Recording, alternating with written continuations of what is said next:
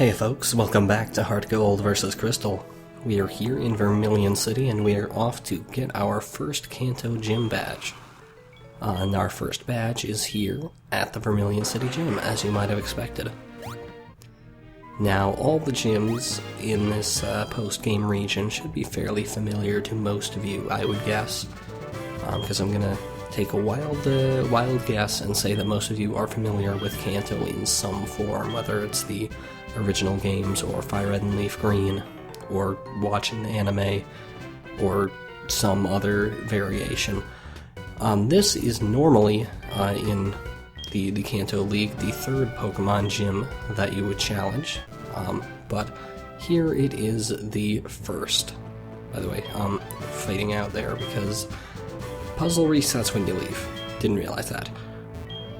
Anyway, the puzzle is in fact the same as in every other generation in which it has appeared. This is check a bunch of trash cans for a switch, and once you find it, there you go. One of the trash cans adjacent to the can will have a second secret switch, and if you press it correctly, the two electric barriers will go down. If you do it incorrectly, they will reset and you'll have to go and check every single trash can again. It's the worst kind of trial and error, and it never gets easier because it's random. Anyway, here we go. Lieutenant Surge, he is the Lightning American. It's actually one of the few times that the Pokemon world references directly the so-called real world. I mean, this region is named after the Kanto region in real-world Japan, but, oh my god, we're referencing America, most likely United States. In fact, first generation is pretty much the only generation that really directly references the real world, because it also references South America, Guyana, in the Cinnabar Mansion, which we will not be visiting in this game, because of things that happened. Anyway, as the Lightning American, Lieutenant Surge has a whole bunch of Electric-type Pokemon, and essentially nothing else. If you have a single Ground-type or Ground-type move, you can probably take care of just about everything that he can dish out. In fact, that's pretty much definitely the case, because let me spell out just exactly how screwed Lieutenant Surge is here.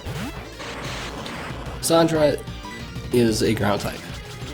That means that Sandra is immune to all electric-type moves, which means that all of Lieutenant Surge's same-type attack bonus moves are completely ineffective. So, basically can't touch me. Second, Sandra has Earthquake, which is one of the strongest ground-type moves in the game, 100 base power. Earthquake is doubled in power, thanks to being super effective to all of Lieutenant Surge's Pokemon, and it is further boosted 1.5 times because of the same type attack bonus of Sandra being a ground type.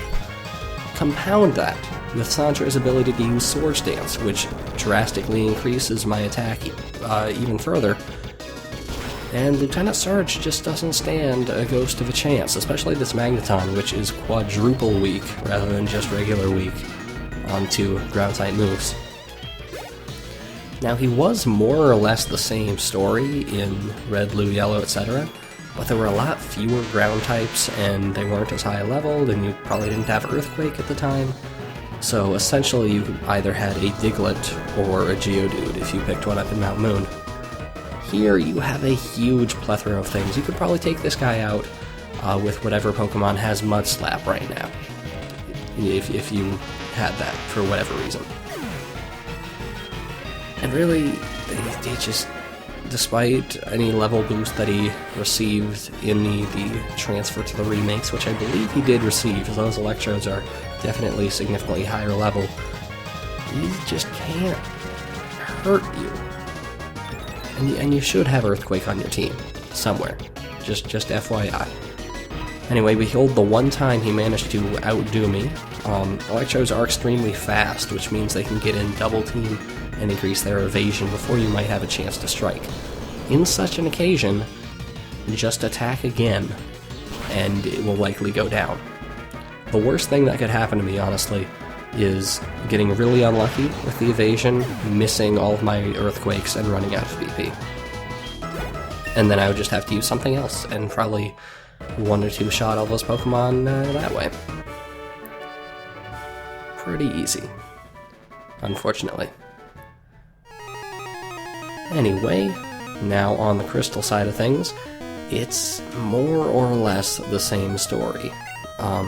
In fact, it's a little bit less the same story because, unfortunately, in this version, Sandra does not have Swords Dance, which means that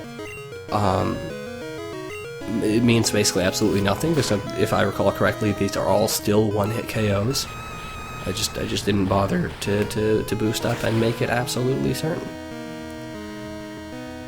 Now, the whole idea behind Kanto and having these 8 extra gyms basically is to have kind of optional super bosses of sorts.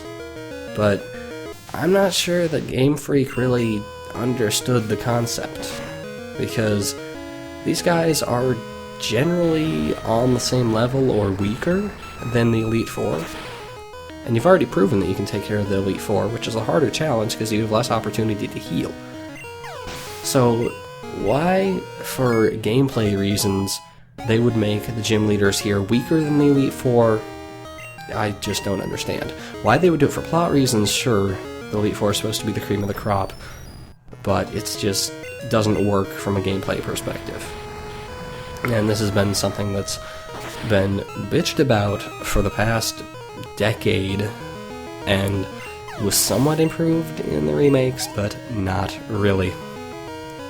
Now, I should mention that in the remakes, HeartGold and Soul Silver, you can actually rematch the Kanto gym leaders again at a place called, like, the Fighting Dojo or something. And when you go there, they will have, like, early to mid-50 Pokemon with full evolutions and some Hoenn and then Sinnoh Pokemon along thrown in. And while it's certainly more challenging, and probably a better moveset than AI and stuff, certainly more challenging, but I think those should have been the natural progression. These 8 extra gyms they go through to in this plot-related almost thing should have been more difficult, because well, at least the way I play it, you have to give me a reason to fight the cream of the crop optional super bosses. It's the reason, like, the post-game of Dragon Quest IX just did not do anything for me, because I had no reason to do things. And kind of the same thing here. I have reason to fight them, but you should have put them in their prime form when I had a reason to fight them. Does that make sense? Anyway, upon beating him, you'll receive the Thunder Badge as well as a TM, and the thing about TMs, actually, for the Kanto gym leaders, is that in the originals, Gold, Silver, and Crystal, they would sometimes give you TMs. Only some of the gym leaders would. For the remakes, all of them will give you something, although not all of them are great. Like, Lieutenant Surge here gave us a Shockwave, even though in the Red, Blue, Yellow generation he gave us Thunderbolt, which is just shameful, terrible. He gives you Shockwave in Fire Red and Leaf Green, though, so kind of consistent there. Anyway, let's take a little tour around Vermilion. Here we have a guy preparing land with a Machop. He's been at it for 3 years. He does not have the money to fund his project because of the economy, or something along those lines. Here we have the Pokemon Fan Club, which is full of people who like Pokemon just a little bit too much.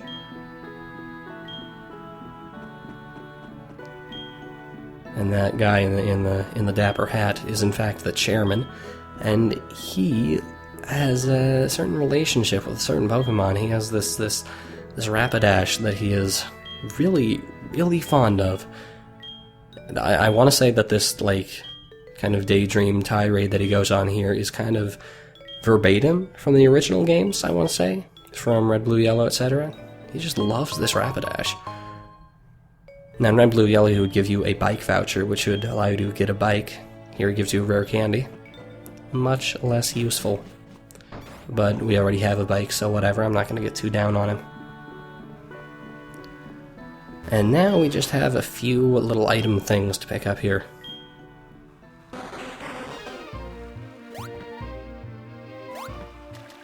And here we have a Luck Incense, and Luck Incense basically operates exactly the same as an amulet coin. It doubles the amount of money that you get from a trainer battle. And then, hidden on this boat, right in the middle, we have a Heart Scale. Now, Heart Scale is really useful. Give it to a certain NPC and you can relearn a move that you passed up earlier, but that takes care of that, and I will see you guys next time for the next gym.